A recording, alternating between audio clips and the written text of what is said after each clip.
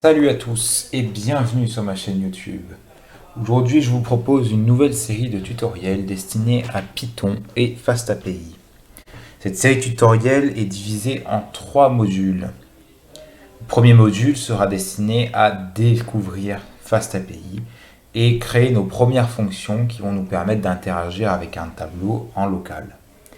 La deuxième partie de cette formation sera dédiée à l'élaboration un peu plus poussée de nos fonctions pour pouvoir rendre notre code dynamique, c'est-à-dire que tout le monde puisse obtenir les mêmes informations regroupées dans une seule base qui sera stockée sur un serveur.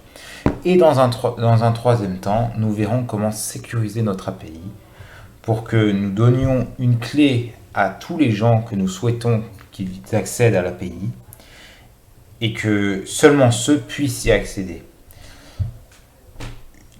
Comment nous allons développer notre code et comment allons-nous le publier?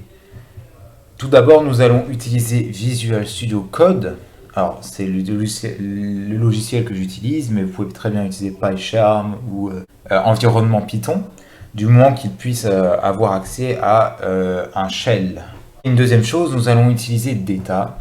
C'est un service en ligne qui nous permet de publier notre code Python sur leur serveur. Ils vont nous permettre en fait de publier notre code et que ce soit accessible à tout le monde. Typiquement, on va utiliser les micros. Et l'un des exemples que je peux vous donner, c'est la page que je vous ai montrée tout à l'heure. Cette page, elle a comme URL runaway.data.dev/doc dièse. Si vous allez taper ça dans votre navigateur, vous obtiendrez exactement la même page que moi. Cette page correspond à la fin de la formation, c'est-à-dire quand vous aurez fini la formation, vous aurez ce que je vous affiche ici. Donc, vous pourriez accéder à votre API via une URL en ligne. Chaque personne qui veut accéder à l'API pourra le faire du moment qu'il a accès à la clé API et qu'il puisse la rentrer. Et tout le monde peut accéder à la documentation de l'API.